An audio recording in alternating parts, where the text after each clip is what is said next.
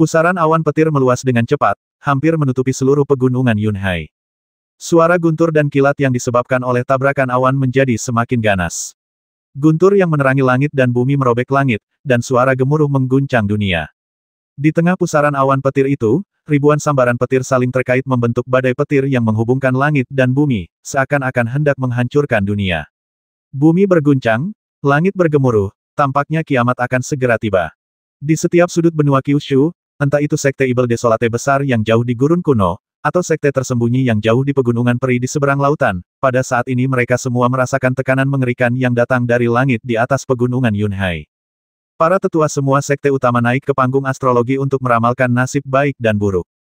Setelah merasakan perubahan di langit dan bumi, para orang kuat saat itu melakukan perjalanan jutaan mil ke pegunungan Yunhai.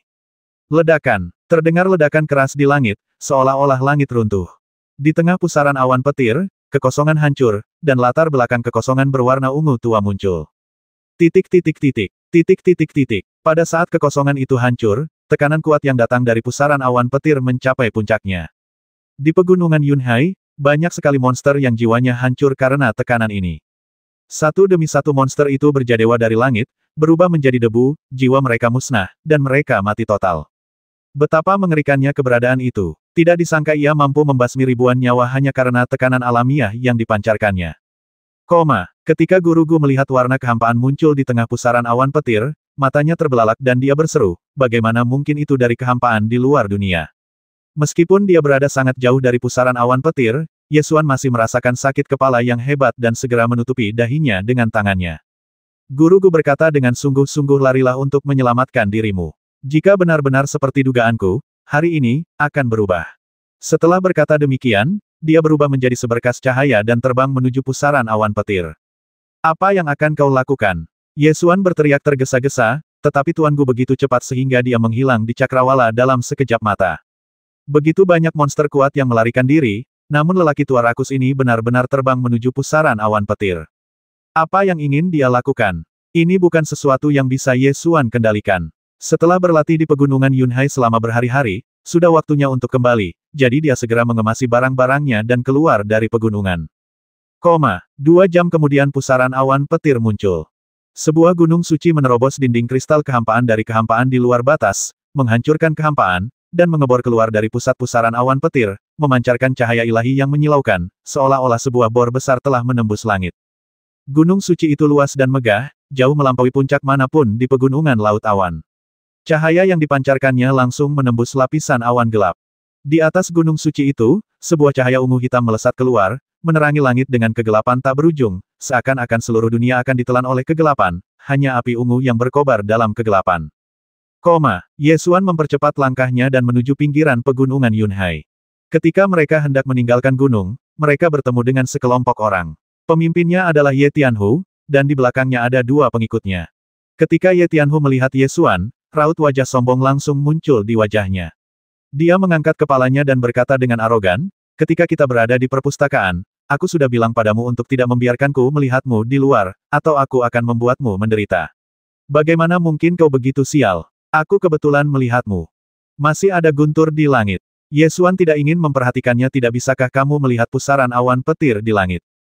Tentu saja aku melihatnya. Ini berarti ada harta karun langka yang muncul di pegunungan Yunhai. Setelah aku berurusan denganmu, aku akan pergi ke pegunungan Yunhai untuk mencari harta karun langka itu. Ye Tianhu mengangkat kepalanya dan berkata dengan penuh percaya diri. Jika kau ingin mati, silakan saja. Aku tidak punya waktu untuk berurusan denganmu, minggirlah. Yesuan berjalan lurus melewatinya. Ye Tianhu mengulurkan tangannya untuk menghalangi jalan dan mendengus dingin ingin pergi. Baiklah, berlututlah dan biarkan aku menghajarmu, dan aku akan bermurah hati dan membiarkanmu pergi. Yesuan meliriknya dan berkata dengan suara yang dalam, saya menyarankan Anda untuk tidak memprovokasi saya, jika tidak, Anda akan menanggung konsekuensinya. Apa salahnya aku memprovokasi kamu?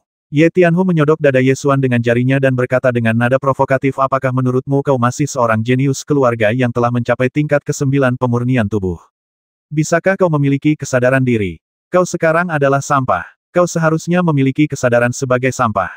Keluar, jangan paksa aku melakukan apapun. Yesuan berteriak dengan suara berat. Wah, aku takut sekali kau akan melakukannya. Ye Tianhu berkata dengan arogan, aku memiliki jiwa bela diri manusia tingkat 4 dan basis kultivasi berada di puncak tingkat pertama alam bela diri Qi. Selain Ye Tianhao, aku telah membuat kemajuan tercepat dalam kultivasi di keluarga Ye. Bagaimana mungkin aku takut padamu? Tatapan mata Ye Xuan berubah dingin, dia tidak dapat menahannya lagi, dia mengangkat tangannya dan meraih tangan itu, meremas dan memutarnya dengan kuat, membuat persendiannya berderak. Ah! Ye Tianhu segera menjerit. Ketika kedua pengikutnya melihat tuannya dipukuli, mereka langsung menyerang Ye Xuan dengan tinjunya.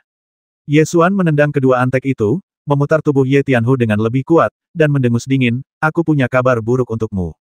Aku sudah mencapai level ketiga alam Qi-Wu. Kultivasi alam Qi-Wu level pertamamu tidak ada apa-apanya di hadapanku. Ah! Ah! Ah! Ye Tianhu gemetar kesakitan dan merasa pergelangan tangannya hampir patah. Dia ingin melawan, tetapi dia tidak bisa melepaskan diri dari tangan Ye Xuan tidak peduli seberapa keras dia berusaha. Tangan Ye Xuan tampaknya terbuat dari baja dan besi, dan kekuatannya luar biasa. Ye Xuan menendangnya keluar dan berteriak dengan dingin, enyahlah. Ye Tianhu berjuang untuk berdiri, menatap Ye Xuan dengan mata penuh kebencian, dan mengutuk, aku tidak percaya bahwa sampah sepertimu dapat menembus ke tingkat ketiga alam Qi-Wu. Aku hanya tidak menggunakan kekuatan jiwa bela diriku, jika tidak, apakah kau akan menjadi lawanku? Ini belum berakhir, kan? Wajah Ye Xuan berubah sangat dingin. Kali ini kau sudah selesai. Tiger Blade, keluarlah. Ye Tianhu menghunus pedangnya, mengedarkan energi sejatinya, berteriak keras, dan memanifestasikan semangat bela dirinya. Bayangan seekor harimau ganas muncul di pedang lebar itu dan berubah menjadi roh senjata pedang harimau.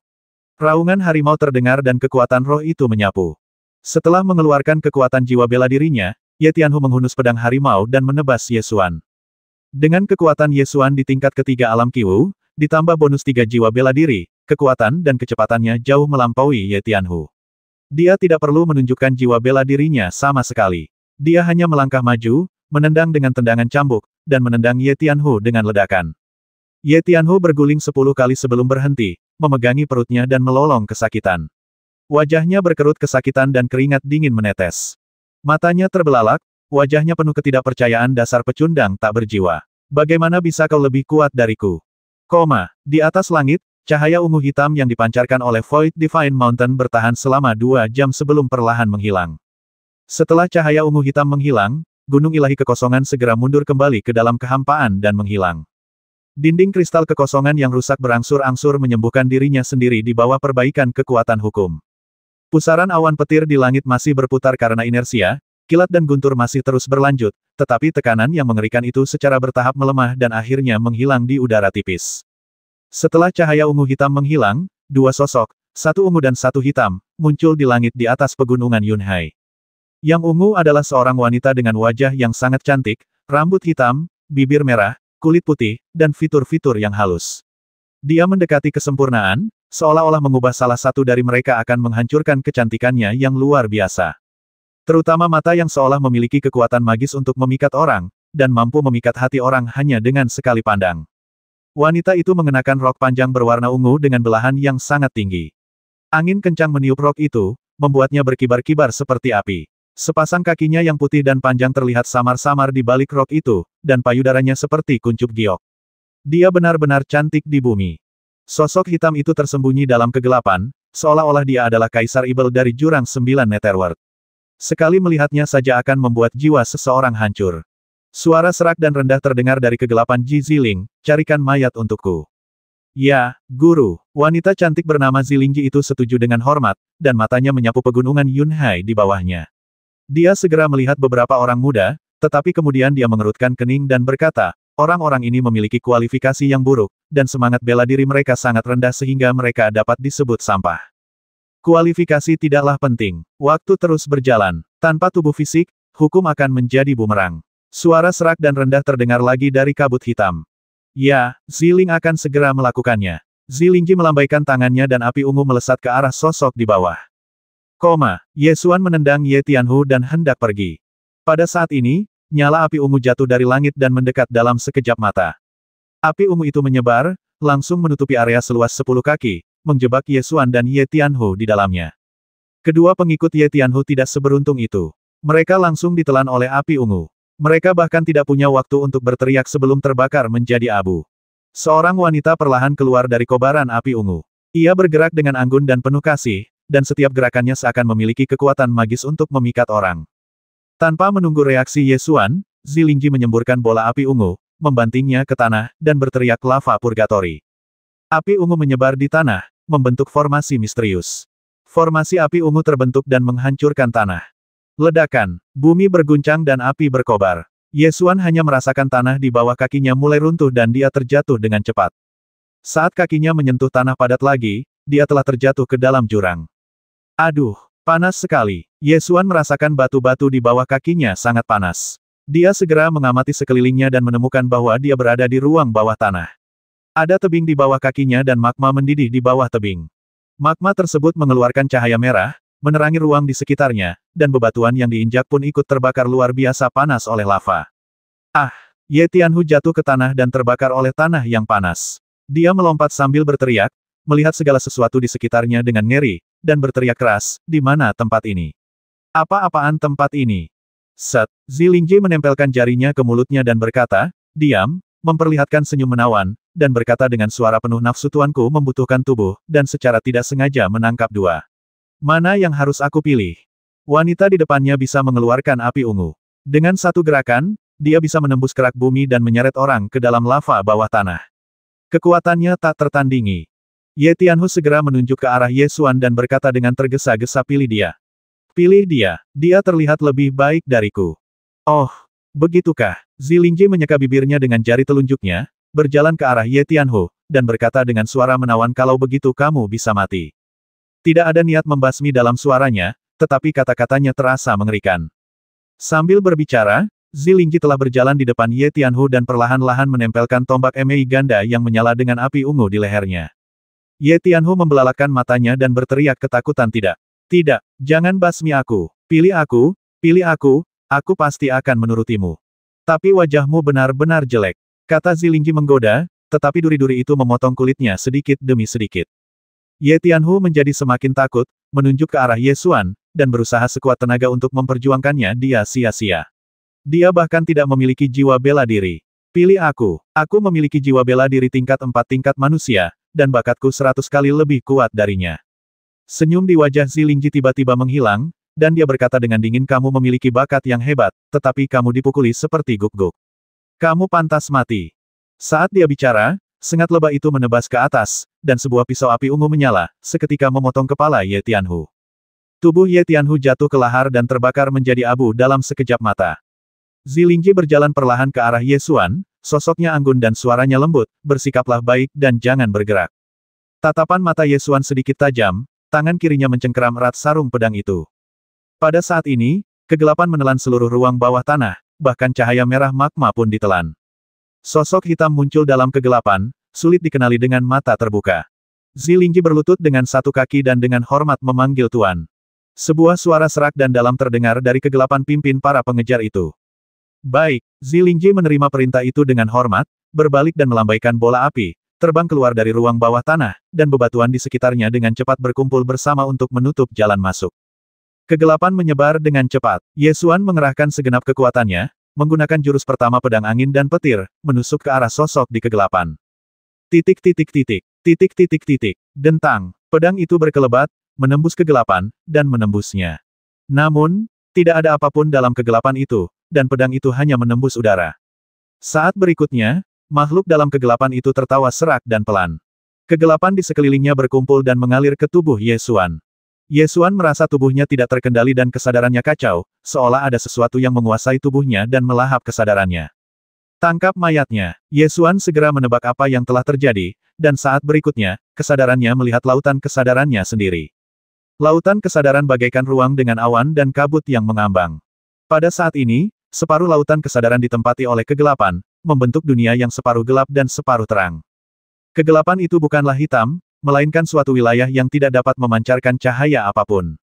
Mengaum, terdengarlah raungan naga yang mengguncang langit dan bumi serta merasuk ke dalam jiwa. Dalam kegelapan, seekor naga ajaib dari semua alam terbang di langit. Itu adalah jiwa bela diri yang kuat dan tak terkalahkan. Tampaknya menjadi penguasa dunia ini, memandang rendah semua makhluk hidup. Naga ibel seluruh dunia menelan kegelapan, yang dengan cepat menyebar ke seluruh lautan kesadaran. Dalam kegelapan, Keberadaan seperti Raja Ibel memandang ke bawah ke lautan kesadaran ini, mendorong kegelapan untuk menghapus ingatan Ye Xuan. Memiliki tubuh orang lain adalah pertarungan di tingkat roh dan jiwa, dan sangatlah berbahaya.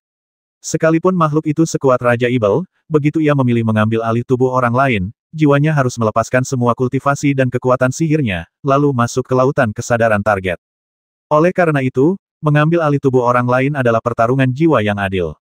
Hanya ketika satu pihak memusnahkan jiwa dan ingatan pihak lain, mereka dapat menempati lautan kesadaran dan tubuh ini. Meskipun mengambil alih tubuh orang lain adalah pertarungan yang adil, yang kuat sering kali menang. Sebab orang yang kuat bukan hanya kuat dalam kultivasinya saja, tetapi juga kuat dalam pengalaman, pemahaman terhadap prinsip-prinsip langit dan hukum-hukum dunia, serta kemauannya yang lebih kuat. Selama pertempuran antar jiwa, ingatan Ye Xuan melayang sedikit demi sedikit. Kenangan saat gagal membangkitkan semangat bela diri di usia 16 tahun. Kenangan berlatih pedang di pegunungan belakang saat berusia 15 tahun. Kenangan bermain di kota Liuyun bersama Xiang Ling saat saya berusia 14 tahun. Di usianya yang ke-13, dia membela Xiang Ling dan menyapu bersih kenangan para pendekar seusianya di keluarga Ye. 10 tahun, 9 tahun, 8 tahun.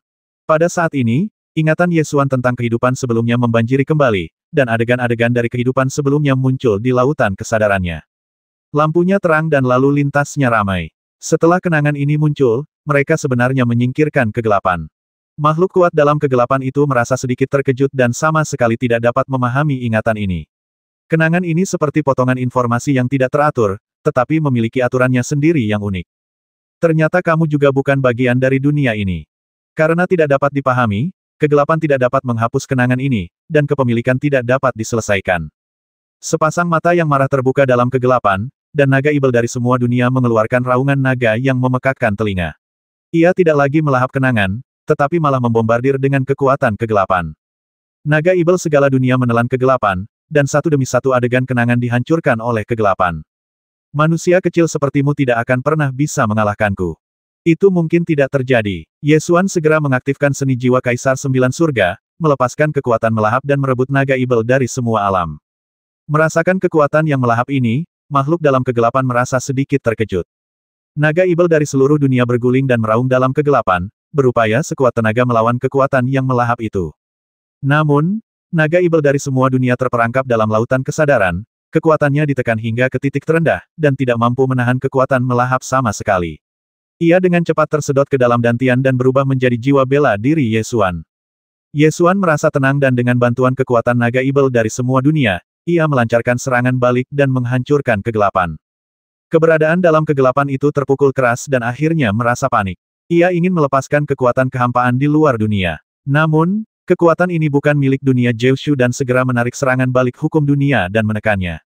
Melihat hal itu, Ye Xuan segera memanfaatkan kesempatan itu dan mengendalikan naga ibel seluruh dunia untuk menyemburkan napas naga, menghancurkan jiwa Pangeran Ibel kegelapan sepenuhnya. Panggilan. Setelah pertempuran di lautan kesadaran berakhir, Ye Xuan terbangun dari kekacauan, terengah-engah. Saat itu benar-benar berbahaya, dan makhluk dalam kegelapan hampir berhasil menguasai tubuhku. Meski berbahaya, hal itu juga merupakan berkah tersembunyi. Dia benar-benar berhasil merebut seekor naga ajaib dari seluruh alam sebagai jiwa bela dirinya. Naga ibel dari seluruh alam ini meraung dan berguling-guling di dalam dantian, dengan kilat dan guntur menyambar di sekelilingnya.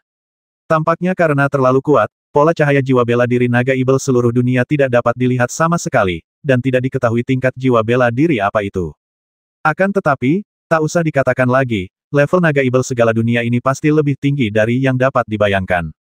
Karena terlalu banyak roh bela diri, kecepatan kultivasi akan melambat. Maka Ye Xuan mulai menyederhanakan jiwa bela dirinya, memurnikan katak emas penelan sungai menjadi saripati jiwa bela diri, dan menyatukannya ke dalam elang bulu darah. Tingkat pola cahaya dari Blood Viteret Goshaok meningkat dengan cepat, menembus 2 tingkat dalam sekejap mata dan berevolusi menjadi Blood Viteret Goshaok tingkat keempat setingkat manusia. Pada akhirnya, Ye Xuan memiliki 3 jiwa bela diri naga ibel 10.000 dunia yang tingkatnya tidak diketahui, serigala taring cakar merah tingkat keempat tingkat manusia, dan elang berbulu darah tingkat keempat tingkat manusia. Setelah memeriksa jiwa bela dirinya, Ye Xuan melihat ke atas dan sekitarnya. Saat ini, kami masih berada di gua lava bawah tanah, dengan tebing di bawah kaki kami dan magma mendidih di bawah tebing. Ada tebing di sekeliling dan tidak ada jalan keluar. Saat Ye Xuan tengah memikirkan cara untuk melarikan diri, bola api ungu tiba-tiba menyala di tanah di belakangnya. Api ungu itu perlahan menyebar dan membentuk pola teratai ajaib di tanah. Kemudian, sesosok tubuh anggun keluar dari pola teratai Ibel, dengan rambut hitam, bibir merah, dan wajah yang sangat cantik. Sosok itu adalah Zilingji yang telah pergi lebih awal untuk mengalihkan perhatian para pengejar. Zilingji berjalan keluar dari kobaran api, berlutut dengan satu kaki ke arah punggung Ye Xuan, dan berkata dengan penuh hormat, "Selamat, Guru, karena telah mendapatkan kembali tubuhmu." Ye Xuan menoleh dan melirik wanita itu dari sudut matanya, jantungnya berdebar kencang karena gugup. Wanita ini menganggap dirinya sebagai makhluk dalam kegelapan. Jika dia tahu bahwa tuannya telah gagal dalam usahanya untuk mengambil alih tubuhnya dan telah meninggal, akibatnya akan sangat buruk. Meskipun dia telah memperoleh jiwa bela diri yang sangat kuat, kultivasinya hanya pada tingkat ketiga dari alam Qiwu. Kekuatan kerasnya terlalu buruk, dan dia tidak akan pernah bisa menandingi wanita ini. Tidak ada cara lain selain berpura-pura. Baiklah, ayo pergi. Ye Xuan berpikir sejenak dan berkata dengan nada yang sangat tenang. Begitu dia selesai bicara, Zilingji tiba-tiba mendongak, mengerutkan kening dan menatapnya, tatapan matanya setajam kilat. Ye Xuan tahu bahwa identitasnya dicurigai olehnya, tetapi dia tidak tahu bagaimana dia mengetahuinya. Dia hanya mengatakan 3 kata.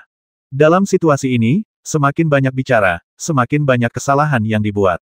Kaisar Ibel yang agung dan perkasa harus tetap diam. Begitu dia membuka mulutnya, dia dapat memutuskan hidup dan mati.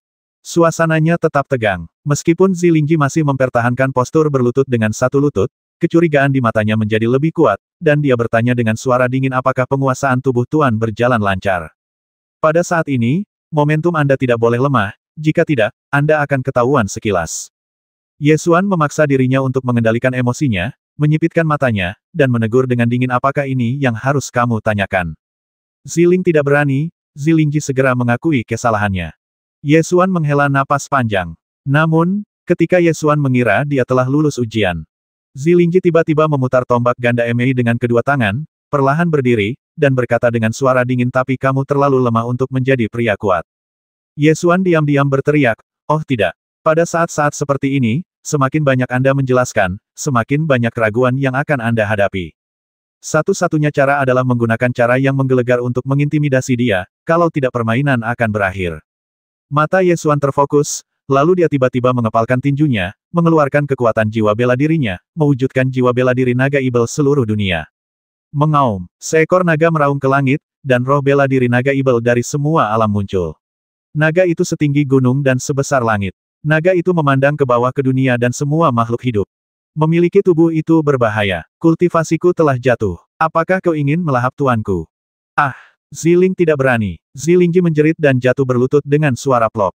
Tanda terlarang muncul di dahinya, persis sama dengan pola di dahi naga Ibel dari semua dunia. Saat Ye Xuan melihat tanda terlarang di dahi Zilingji, secercah cahaya melintas di matanya. Ketika Ye Xuan melihat tanda larangan menyala di dahi Zilingji, dia langsung tahu bahwa dia dikendalikan oleh naga Ibel dari semua dunia. Sekarang naga Ibel seluruh dunia telah menjadi roh bela dirinya sendiri, tidak perlu lagi takut padanya. Tanda terlarang itu tampaknya telah membuatnya sangat kesakitan. Dia berusaha sekuat tenaga menahannya, bernapas dengan cepat, dan payudaranya naik turun dengan hebat. Ye Xuan menarik kembali bayangan jiwa bela dirinya, mengangkat sudut mulutnya untuk memperlihatkan senyum jenaka, mengulurkan tangan untuk mengangkat dagunya, dan dengan hati-hati mengagumi wajah cantik ini. Wanita ini memang cantik, parasnya nyaris tanpa celah, namun pesonanya masih saja membara, bagai bunga mawar yang berduri. Dia cantik sekaligus kejam. Dagu Zilingji terangkat dan tatapan mereka bertemu. Dia mendapati bahwa mata Ye Xuan jernih, dan keraguannya menjadi semakin besar. Kamu bukan dewaku. Bagaimana tidak? Ye Xuan bertanya sambil tersenyum. Sang guru telah lama melampaui dunia dan tidak memiliki keinginan fana. Jawab Zilingji. Apakah tidak apa-apa jika aku tiba-tiba merasa tertarik pada setelah mendapatkan tubuh baru? Ye Xuan berkata dengan santai. Kau memang bukan. Ekspresi Zilingji tiba-tiba menjadi serius. Ye Xuan tersenyum tenang dan berkata, apakah ada bedanya? Selama kamu memiliki tanda ini, apapun yang aku lakukan, kamu tidak akan bisa menolaknya, termasuk semua keinginanku. Zilingji membalikkan telapak tangannya dan meletakkan tombak emei api ungu di dadanya. Dia terengah-engah dan berkata, sekarang aku harus mencari tahu siapa dirimu. Apa yang terjadi selama proses kepemilikan? Kepemilikan adalah proses dua kesadaran yang saling berebut tubuh. Karena kepemilikan terlalu berbahaya, hasilnya sulit diprediksi. Biasanya pihak yang lebih kuat akan berhasil mengambil alih tubuh tersebut. Semakin besar kesenjangan kekuatan antara kedua belah pihak, semakin kecil kemungkinan terjadinya kecelakaan. Suatu makhluk kuat dari kehampaan di luar dunia mengambil alih tubuh seorang manusia. Dalam keadaan normal, kecelakaan tidak mungkin terjadi, tetapi bisa saja terjadi. Zilingji tidak dapat melihat apa yang sedang terjadi sesaat. Jika usahanya untuk mengambil alih tubuh itu gagal, tuannya akan hancur baik secara fisik maupun spiritual, dan dia akan dikubur hidup-hidup bersamanya. Kini, kecelakaan memang telah terjadi dalam kepemilikan tubuh tersebut. Ada sesuatu yang aneh pada orang setelah kepemilikan, tetapi roh bela diri naga ibel dari semua dunia masih utuh. Memiliki tubuh orang lain berbahaya, dan hasilnya sulit diprediksi jika terjadi kecelakaan.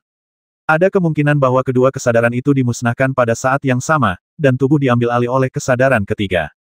Mungkin juga kedua kesadaran itu bergabung atau hidup berdampingan pada saat yang sama. Karena jiwa bela diri naga ibel seluruh dunia masih ada, Zilingji yakin bahwa gurunya belum mati.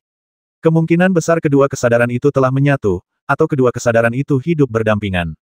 Kalau dua kesadaran menyatu, sekalipun penyatuan itu tidak selesai dalam waktu singkat, namun seiring berjalannya waktu, setelah dua kesadaran menyatu sempurna, kesadaran yang lebih kuat akan tetap mendominasi. Zilingji yakin bahwa kesadaran seorang manusia tidak akan pernah mempengaruhi kesadaran tuannya. Jika dua kesadaran hidup berdampingan, salah satunya dapat dibasmi oleh kekuatan eksternal. Nah, inilah yang direncanakan Zilingji. Dia memutar kedua tombaknya, sosoknya berkelebat, dan cahaya bilah pedang berwarna ungu terhunus, menyerang Ye Xuan. Ye Xuan mengangkat tangannya, memanfaatkan kekuatan naga ibel dari semua dunia, dan tanda terlarang muncul di telapak tangannya. Ah! Zilingji mengerang dan jatuh berlutut lagi, tanda larangan di dahinya berkedip-kedip. Ye Xuan mencengkeram lehernya, menekannya ke dinding batu, dan berkata dengan tegas, aku tidak punya ide bodoh untuk tidak membasmi wanita. Jangan tantang ketahananku. Dalam kasusku, kamu pasti akan mati jika kamu mencari kematian. Setelah mengatakan itu, Ye Xuan melemparkannya ke tanah dan memerintahkan dengan suara yang dalam buka jalan menuju ke tanah. Zilingji terbatuk dua kali dan dengan enggan menjawab, ya. Begitu dia selesai berbicara, suhu di sekelilingnya turun tajam. Suhu turun di bawah titik beku dalam sekejap mata, dan embun beku mulai mengembun dari atas seluruh ruang bawah tanah. Embun beku menyebar dengan cepat ke bawah, segera menutupi tanah, dan terus menyebar ke bawah hingga lava pun membeku. Ye Xuan segera merasakan ada yang tidak beres. Jelas sekali bahwa embun beku itu bukan diciptakan oleh Zilingji, jadi siapa orangnya? Seluruh ruang bawah tanah berubah dari api penyucian lava menjadi dunia glasial dalam sekejap mata. Embun beku terus bertambah, dan es mulai tumbuh di dinding-dinding batu, bening dan indah. Segera setelah itu, sebuah formasi es muncul di udara. Setelah formasi itu terbentuk, sebuah sosok muncul di atas formasi es itu. Pria itu mengenakan jubah putih, memiliki penampilan yang tampan dan aura yang luar biasa. Sekilas orang bisa tahu bahwa dia pastilah seorang pria yang berkuasa pada masa itu.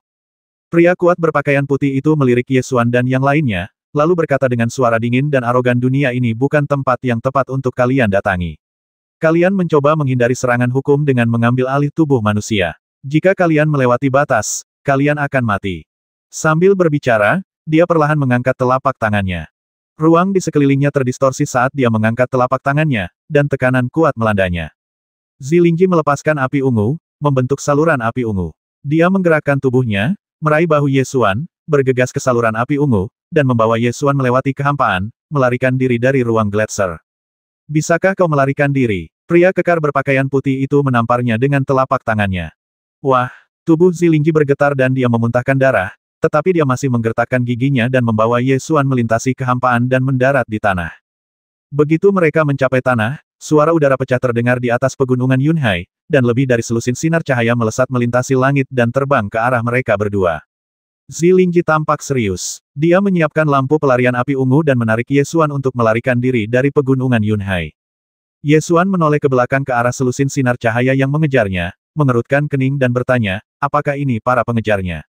Seharusnya ada sekte seni bela diri di benua ini. Zilingji menyeka darah dari sudut mulutnya dengan jari-jarinya dan terus melarikan diri. Ye Xuan menebak apa yang sedang terjadi setelah berpikir sejenak. Jelas saja, kejadian ini terjadi karena tekanan dahsyat yang keluar dari pusaran awan petir tersebut membuat sekte-sekte bela diri tersebut was-was. Turunkan aku, perintah Ye Xuan, tetapi tidak menggunakan tanda terlarang. Tidak, sekte-sekte bela diri ini tidak akan membiarkan kita hidup. Zilingji berkata dengan cemas. Kita, Ye Xuan tersenyum tenang dan berkata, seharusnya kau, kan? Aku tidak menggunakan tanda terlarang untuk menangkapmu dan menyerahkanmu kepada mereka. Aku sudah meninggalkanmu jalan keluar. Apakah kau masih ingin menyeretku sampai mati bersamamu? Zilingji menoleh ke arah Ye Xuan dan berkata dengan sungguh-sungguh tidak peduli siapa yang mengendalikan kesadaranmu sekarang, selama kamu memiliki roh bela diri naga ibel 10.000 dunia, sekte seni bela diri di dunia ini tidak akan membiarkanmu hidup.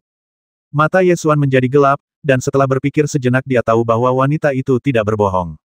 Selama naga ibel 10.000 dunia di dantianku ditemukan oleh sekte-sekte bela diri ini, tak seorang pun akan mempercayaiku bahkan jika aku mengatakan yang sebenarnya. Namun, Ye Xuan juga memikirkan poin penting lainnya. Dia bisa memurnikan naga ibel seluruh dunia, asalkan dia memurnikannya sebelum ditemukan. Namun, akan sangat disayangkan jika harus melepaskan semangat bela diri yang begitu kuat. Kecuali jika nyawa dalam bahaya, pemurnian tidak akan dipilih. Zilingji terbang dengan kecepatan yang sangat cepat, secara bertahap meninggalkan sekitar selusin sinar cahaya di belakangnya jauh di belakang. Namun, Ye Xuan tahu bahwa selusin sinar cahaya yang mengejarnya dari belakang bukanlah kuncinya adalah pria kuat berpakaian putih itu. Benar saja, ketika Ye Xuan menoleh ke belakang lagi, dia langsung melihat tanah di belakangnya mulai membeku, dan terlihat jelas bahwa pria kekar berbaju putih itu tengah mengejarnya. Zilingji sudah terluka, dan kecepatan terbangnya melambat drastis. Dia berkata dengan cemas, jika kita terus seperti ini, kita akan tertangkap. Satu-satunya cara sekarang adalah bersembunyi di kehampaan yang tak lekang oleh waktu. Kekosongan abadi, itu adalah wilayah kekuasaan naga ibel dari semua dunia. Jawab Zilingji. Bagaimana cara masuk? Ye Xuan bertanya lagi. Itulah kekuatan jiwa bela diri naga ibel seluruh dunia. Zilingji terus terbang dengan cepat, tetapi embun beku di belakangnya semakin dekat, dan dia hampir saja menyusulnya. Karena itu adalah kekuatan magis dari jiwa bela diri, biar aku mencobanya. Ye Xuan berkata sambil bersiap menggunakan kekuatan jiwa bela diri. Tunggu, Zilingji segera mengingatkan, masuklah setelah kau tidak terlihat oleh musuh. Aku akan menggunakan teleportasi void untuk melarikan diri. Sisanya terserah padamu.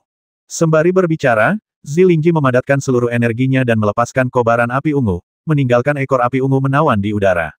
Kecepatan cahaya pelarian api ungu meledak secara ekstrim, memancarkan cahaya yang menyilaukan, berputar melintasi langit, dan akhirnya melewati kehampaan dan menghilang ke langit. Saat berikutnya, mereka berdua muncul di langit sejauh 100 mil. Zilingji mencabut lampu pelariannya dan jatuh ke tanah. Mari kita mulai. Hanya perlu secangkir teh sebelum orang-orang itu menyusul. Ye Xuan memegang pergelangan tangan kanannya dengan tangan kirinya dan perlahan mengangkatnya, memanfaatkan kekuatan naga ibel dari semua dunia. Tanda naga ibel dari semua dunia segera menyala di telapak tangan kanannya, dan energi hampa melonjak keluar. Zilingji segera mengerang dan berlutut di tanah, tanda larangan di dahinya berkedip cepat. Karena dia tidak tahu cara membuka kekosongan abadi, Ye Xuan perlu melepaskan semua kekuatan naga ibel seluruh dunia dan menemukan cara untuk membuka kekosongan abadi. Ketika semua kekuatan naga ibel seluruh dunia dilepaskan, tanda terlarang secara alami akan aktif. Zilingji dihukum oleh tanda terlarang dan jatuh ke tanah karena kesakitan, tetapi dia tidak mengatakan apapun dan menahannya dengan gigi terkatup. Ye Xuan terus mempercepat pelepasan kekuatan jiwa bela dirinya. Gelombang energi hampa melonjak keluar dari telapak tangannya, dan energi hampa yang memenuhi sekelilingnya menjadi semakin kuat. Zilingji semakin kesakitan. Dia menggertakkan giginya dan menahannya, tetapi rasa sakit dari lubuk hatinya masih membuatnya gemetar, dan teriakannya semakin melengking. Meskipun Ye Xuan mendengar teriakannya, dia tidak berniat untuk berhenti. Dia terus melepaskan energi kehampaan, mencoba menemukan cara untuk membuka kehampaan abadi.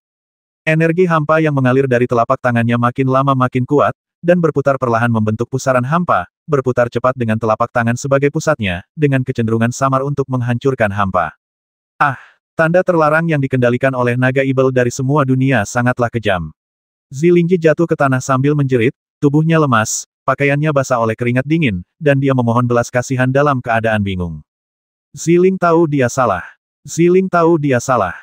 Ye Xuan mendengarnya memohon belas kasihan, tetapi tidak berhenti dan terus mempercepat pelepasan energi hampa. Tak lama kemudian, pusaran kehampaan itu mengembang dengan hebat, membuka sebuah pintu kehampaan. Ketika Ye Xuan melihat gerbang menuju kehampaan, dia akhirnya menghembuskan napas dan menarik kembali kekuatan jiwa bela dirinya. Tanda larangan di dahi Zilingji juga meredup dan menghilang. Dia ambruk di tanah seolah-olah telah terbebas. Tubuhnya basah oleh keringat dingin, dan matanya menatap ke depan dengan pandangan kosong. Dia jelas-jelas disiksa sampai kelelahan oleh tanda terlarang dan bahkan tidak punya kekuatan untuk bergerak. Kekosongan abadi akhirnya terbuka, tetapi waktu terus berjalan, dan orang-orang dari Sekte Seni Bela Diri akan mengejar mereka ke sini. Ye Xuan menatapnya dan sebuah ide muncul di benaknya. Jika dia tidak membawanya ke kehampaan abadi, dia pasti akan ditangkap oleh Sekte Seni Bela Diri. Mungkin meninggalkannya di sini untuk mati adalah pilihan yang baik. Bagaimanapun, wanita ini terlalu kuat. Dia bisa menembus kerak bumi dengan satu gerakan. Tetap di sini akan selalu menjadi bahaya tersembunyi. Saat mata mereka bertemu, Ye Xuan mendapati tidak ada tanda-tanda memohon di mata tak bernyawa itu. Setelah berpikir sejenak, Ye Xuan menariknya ke dalam kehampaan abadi. Setelah memasuki kehampaan abadi, gerbang menuju kehampaan itu menghilang. Ye Xuan menurunkan Zilingji dan mulai mengamati lingkungan sekitarnya. Ini adalah dunia kosong tanpa langit dan bumi, tanpa materi apapun, seperti berada di langit berbintang yang gelap. Zilingji lumpuh cukup lama sebelum akhirnya pulih dan duduk dengan susah payah. Dia tampak pucat dan lemah. Ye Xuan berjalan-jalan sebentar dan bertanya, keberadaan macam apa kekosongan abadi ini? Zilingji beristirahat sejenak, memulihkan tenaganya, dan berdiri dengan susah payah, menjelaskan ini adalah dunia hampa yang dikendalikan oleh naga ibel 10.000 dunia. Kecuali tuannya, kecuali pemilik naga ibel 10.000 dunia, tidak ada seorang pun yang dapat membuka dunia hampa ini. Apa maksudnya tidak ada urutan waktu? Ye Xuan terus bertanya. Hukum waktu tidak berlaku di kehampaan ini. Waktu yang lama mungkin berlalu di dunia luar, sementara di sini hanya sesaat. Selain itu, di dunia kehampaan ini, waktu dapat dikendalikan dan satu latihan dapat diulang puluhan juta kali. Kecepatan berlatih seni bela diri berkali-kali lebih cepat daripada di dunia luar. Jawab Zilingji. Ye Xuan mengangkat alisnya dan langsung memikirkan satu hal penting, tidak bisakah aku berlatih di sini hingga mencapai puncak seni bela diri sebelum pergi keluar? Jika ini benar, bukankah ini juga bertentangan dengan keinginan surga? Namun, setelah merasakan energi spiritual di ruang sekitar, saya menemukan bahwa tidak ada energi spiritual di dunia yang kosong ini. Ketiadaan energi spiritual berarti bahwa tidak peduli seberapa banyak Anda berlatih, kultivasi Anda tidak akan meningkat sama sekali. Tidak ada energi spiritual di sini. Tidak hanya tidak ada energi spiritual, tetapi tidak ada materi atau energi sama sekali. Zilingji menegaskan. Ye Xuan mengangguk dan terus bertanya, bisakah kamu melihat apa yang terjadi di luar? Ini adalah dunia hampa milikmu, kamu yang mengendalikannya, kamu dapat mencobanya. Jawab Zilingji. Ye Xuan perlahan mengangkat telapak tangannya dan mengusapkannya ke seluruh kekosongan di depannya, sambil berpikir untuk mengamati situasi di luar. Saat telapak tangannya bergerak, sebuah cermin hampa segera muncul di udara, memperlihatkan situasi di luar. Embun beku mulai terbentuk di tanah di luar. Seorang pria kekar berpakaian putih perlahan berjalan keluar dari angin dan salju, berdiri di tempat Ye Xuan memasuki kehampaan abadi, melihat sekeliling, wajahnya semuram air. Setelah sekian lama, lebih dari 10 sinar cahaya melesat di langit dan terbagi menjadi 3 tim dan mendarat di dekatnya. Satu tim dengan hormat memberi hormat kepada orang kuat berbaju putih, tetapi tidak ada suara mereka yang terdengar, dan tidak ada yang tahu apa yang mereka bicarakan. Pria kuat berpakaian putih itu tidak menemukan jejak Ye Xuan dan pria lain di dekatnya, dan pergi tidak lama kemudian. Akan tetapi, sekitar selusin prajurit yang tersisa masih mencari di dekatnya. Dilihat dari pakaian mereka, belasan prajurit ini berasal dari 3 sekte, jadi mereka dibagi menjadi 3 tim dan mencari ke 3 arah. Karena orang kuat berbaju putih itu mungkin masih ada di dekatnya, Ye Xuan tidak segera meninggalkan dunia hampa. Waktu di dunia hampa tidak bisa disia-siakan, jadi saya mengambil kesempatan ini untuk berlatih 9 pedang angin dan guntur. 9 pedang angin dan petir dapat dikatakan sebagai jurus bela diri yang paling sulit dipraktikkan di antara jurus bela diri tingkat Xuan. Bahkan bagi seorang seniman bela diri yang sangat berbakat, akan memakan waktu setidaknya beberapa tahun untuk menguasai teknik pedang ini. Dalam kehampaan tanpa waktu, aliran waktu sangat lambat, dan mudah untuk melupakan keberadaan waktu, yang sangat cocok untuk berlatih seni bela diri. Ye Xuan pertama kali melepaskan kekuatan jiwa bela diri naga ibel dari semua dunia, dan kekuatan magis jiwa bela diri ditampilkan satu persatu. Kekuatan magis pertama dunia hampa. Titik titik titik. Titik titik titik. Kekuatan sihir kedua tanda naga ajaib. Kekuatan supranatural yang ketiga mata yang mampu menembus delusi. Setelah beberapa penelitian, Ye Xuan menampilkan kekuatan magis 3 naga ajaib dari semua alam. Akan tetapi, tingkat kultivasinya terlalu rendah dan dia tidak dapat mengeluarkan kekuatan supernaturalnya sepenuhnya. Kekuatan sihir kedua, tanda naga ibel, hanya dapat mengendalikan target yang ditandai untuk saat ini, dan kultivasi individu itu sendiri tidak cukup untuk menanam tanda baru. Kekuatan sihir ketiga, mata kebenaran, lebih praktis. Energi jiwa bela diri mengalir ke mata, memungkinkan mata untuk melihat semua aliran energi dan melihat tingkat kultivasi lawan. Setelah itu, Ye Xuan mulai berlatih 9 pedang angin dan guntur di dunia hampa. Desir, desir, desir. Pedang itu berkelebat terus-menerus, dan jurus pertama pedang angin dan petir menusuk secepat kilat. Di dunia yang kosong ini, tidak ada hukum waktu. Begitu orang membenamkan diri dalam kultivasi, mudah untuk mengabaikan keberadaan waktu dan memasuki kondisi tanpa pamrih. Ketika berlatih dalam kondisi ekstase, pemahaman seseorang terhadap seni bela diri dapat dicapai 10 kali lebih cepat dari biasanya. Tidak hanya itu, kekosongan abadi adalah dunia aneh antara dunia material dan dunia spiritual. Setelah berlatih 1 hari di dunia hampa, waktu seakan telah menjangkau satu era, seperti halnya pikiran. Kekosongan abadi adalah milik dunia Ye Xuan. Di dunia hampa ini, Ye Xuan merupakan sosok yang bagaikan dewa, mampu mengendalikan segalanya. Saat berlatih 9 pedang angin dan guntur, seseorang dapat membalikkan waktu dan mengulangi gerakan pedang yang sama tanpa batas.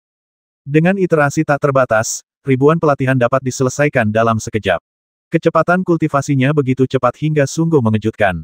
Tidak butuh waktu lama bagi Ye Xuan untuk menguasai jurus pertama 9 pedang angin dan petir, jurus menusuk pedang, dengan sempurna. Ketika dia menghunus pedangnya, sosoknya berkelebat, meninggalkan serangkaian bayangan. Setelah menguasai jurus pedang tikam, Ye Xuan segera mulai berlatih jurus kedua, jurus angin pemecah. Ia mengabdikan dirinya untuk berlatih ilmu pedang, dan kecepatan latihannya pun semakin cepat. Ia melatih setiap gerakan pedang dari 9 pedang angin dan petir dengan kekuatan yang tak terhentikan. Gaya Rising Dragon, sudah terlatih. Gaya Fuyao, terlatih. Gaya mengejar awan, sudah terlatih. Gaya mengejar bulan, sudah terlatih. Berlatihlah gaya Jepang. Tarian angin dewa telah selesai. Jurus pamungkas angin dan guntur telah dikuasai. Tanpa disadari, Ye Xuan telah menguasai ke-9 pedang angin dan guntur. Namun di dunia luar, hanya 3 hari yang berlalu. Desir, desir, desir.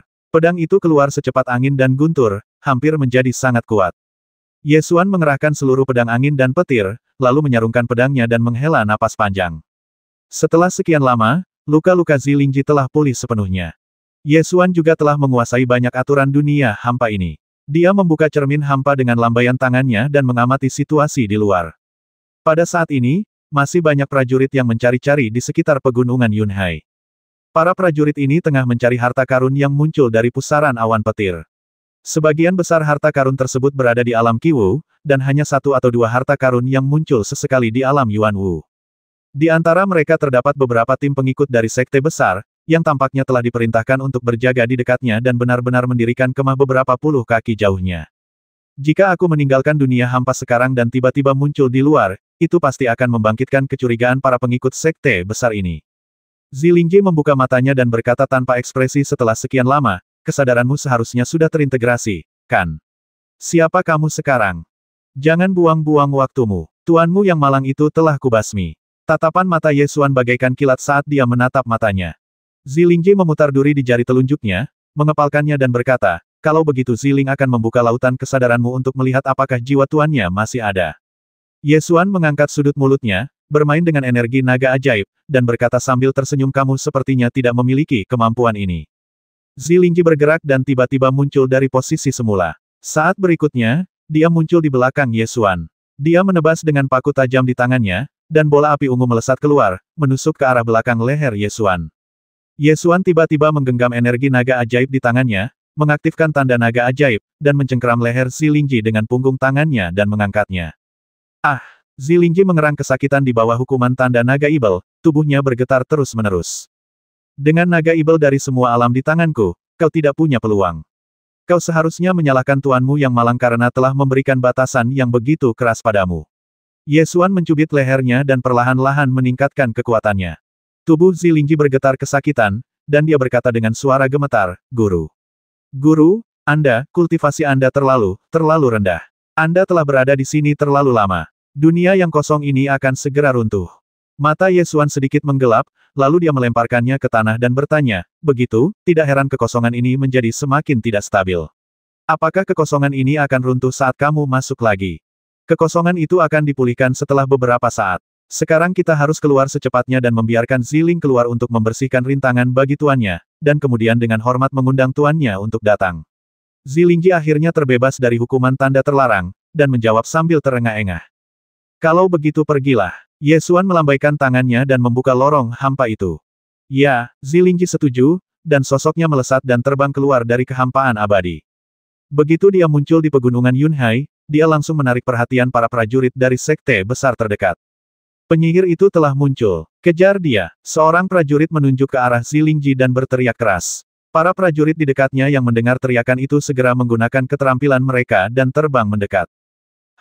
Zilingji tertawa panjang dan manis, dan menggunakan keterampilan tubuhnya untuk meluncur di tanah seperti angin. Rambutnya yang panjang seperti air terjun dan roknya yang menyala berkibar tertiup angin, dia sangat cantik. Semakin banyak prajurit datang dari dekat, dan segera ada 70 atau 80 orang berkumpul, mengejar Zilingji seperti serigala dan harimau. Cepat, tangkap dia, otang pembawa sial. Tawa penyihir ini sungguh mempesona. Aku akan menangkapnya dan memaksanya untuk memberitahuku harta karun itu, lalu aku akan bersenang-senang dengannya. Di antara para pendekar itu, selain para pengikut sekte besar, banyak pula pendekar yang berkelana di dunia dan bicaranya sangat kasar. Zilingji terbang berkeliling dan mengumpulkan para prajurit yang mengejarnya menjadi satu kelompok. Lalu dia berbalik dan tersenyum, menempelkan jari di bibirnya dan meniupkan ciuman lembut, yang membuat para prajurit kasar ini gemetar dan menjerit. Namun, ciuman terbang ini mengandung niat membasmi. Api ungu melayang keluar dari ciuman terbang itu. Api ungu itu membesar tertiup angin dan berubah menjadi teratai ibel api ungu besar dalam sekejap mata. Teratai ibel api ungu melesat ke arah kerumunan dan langsung melahap sekelompok prajurit itu. Api ungu membumbung tinggi, dan dalam sekejap mata, 70 atau 80 orang terbakar menjadi abu, dan jeritannya sangat melengking. Selamat datang, guru suci kami. Ziling menghadapi sekelompok prajurit itu dengan satu gerakan, lalu berbalik dan membungkuk ke arah Yesuan. Yesuan keluar dari dunia hampa dan menatap tempat yang terbakar hangus oleh api ungu, alisnya sedikit mengernyit. Alasan mengerutkan kening bukan karena ia merasa kasihan kepada para pendekar yang terbakar sampai mati, tetapi karena di antara kelompok pendekar ini terdapat banyak murid dari sekte besar. Jika mereka dibakar menjadi abu oleh api, itu pasti akan membuat tuan mereka sendiri khawatir dan menimbulkan serangkaian masalah. Yesuan menatap Zilingji, matanya sedikit menyipit, dan mulai mempertimbangkan. Wanita ini cantik sekaligus kejam. Jika bukan karena tanda terlarang, dia akan membasminya dalam hitungan menit. Guru, tolong jaga diri Anda. Zilingji membungkuk hormat dan melanjutkan, tidak peduli kesadaran apa yang sedang memegang kendali sekarang, Ziling akan pergi ke tanah tandus kuno, meminta agar jiwamu dilahirkan kembali untukmu. Rumput. Yesuan mengumpat dengan keras, mengangkat tangannya dan melepaskan kekuatan jiwa bela dirinya untuk mengaktifkan tanda terlarang, mencoba menangkapnya. Namun, begitu kekuatan roh bela diri diaktifkan, lingkaran api ungu menyala di tubuh Zilingji, dan seluruh orang itu perlahan menghilang dalam nyala api, dan menghilang dalam sekejap mata. Akhirnya, sebuah kalimat melayang dari kehampaan, tolong jangan gunakan jiwa bela diri naga ibel 10.000 dunia sesuka hati. Tekanan naga ibel akan menarik orang-orang kuat dari sekte seni bela diri. Jangan mati sebelum Ziling terlahir kembali untukmu. Rumput. Yesuan mengutuk lagi, mengatakan bahwa wanita ini terlalu kuat. Dia bisa langsung melakukan perjalanan melalui kehampaan dan melarikan diri ratusan mil jauhnya, dan dia tidak bisa ditangkap sama sekali. Terlebih lagi, wanita ini membakar semua prajurit di dekatnya menjadi abu dengan satu api. Api ungu membumbung ke langit dan dapat dilihat dari jarak puluhan mil. Kita harus segera pergi dari sini, kalau tidak kita akan mendapat masalah jika tertangkap oleh para pejuang yang datang ke sini. Yesuan tidak menunda lebih lama lagi dan segera menggunakan keahliannya untuk berjalan cepat menuju kota Liuyun. Setelah berjalan beberapa saat, mereka bertemu dengan sekelompok prajurit.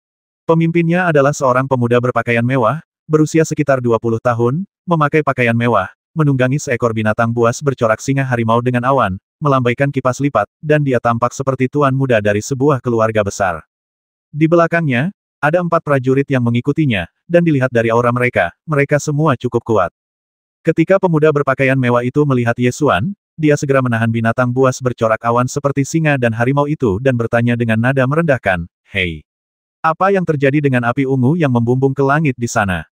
Jelaslah orang-orang itu bergegas datang karena melihat api berwarna ungu. Sekarang hanya ada satu tim prajurit. Jika kita menunda lebih lama lagi, pasti akan ada lebih banyak prajurit yang datang. Yesuan hanya ingin pergi secepatnya, jadi dia berkata dengan santai, jika kamu ingin tahu, pergilah dan lihat sendiri. Setelah mengatakan itu, dia ingin pergi. Pemuda berpakaian mewah itu langsung menunjukkan ketidaksenangannya, menutup kipas lipatnya, menunjuk ke arah Yesuan, dan memerintahkan hentikan dia. 4 prajurit segera mengelilinginya dan menghalangi jalan Yesuan. Salah satu dari mereka berteriak, tahukah kau siapa tuan muda kami? Kami dari Sekte Sadao. Beraninya kau berbicara seperti itu kepada tuan muda kami. Tahukah kau cara menulis kata kematian? Ye Xuan telah mendengar beberapa rumor tentang Sekte Sadao. Konon, Sadaomen dulunya adalah benteng pegunungan, dan pemimpin Sadaomen memimpin sekelompok bandit untuk merampok rumah-rumah dan mengumpulkan banyak kekayaan. Mungkin karena dia telah mengumpulkan cukup banyak kekayaan, dia mulai mencucinya, mengubah benteng gunung menjadi sekte dan mendirikan Sekte Sadao. Ia juga berteman baik dengan beberapa sekte di dekatnya. Selain itu, pemimpin Sekte Sadao memiliki seperangkat 72 teknik pedang berdarah yang sangat kuat sehingga mantan musuhnya tidak berani datang untuk membalas dendam. Lebih dari 10 tahun telah berlalu, dan hanya sedikit orang yang ingat bahwa Sadaomen dulunya adalah sarang bandit. Sekte Sadao, hanya karena para bandit ini sudah mencuci tangan, mereka benar-benar mengira mereka adalah sekte yang terkenal dan jujur. Ye Xuan berkata sambil mengerutkan bibirnya. Berani sekali kau mencari kematian dengan menjelek-jelekkan Sekte Sadao kami. Keempat pendekar Sekte Sadao itu langsung berteriak keras. Ye Xuan tidak ingin membuang waktu di sini, dan berkata dengan suara yang dalam, aku tidak ingin menimbulkan masalah, minggirlah. Kau memfitnah Sekte Sadao kami dan hanya ingin pergi begitu saja. Apa kau pikir aku, Qilian Cheng, terbuat dari lumpur?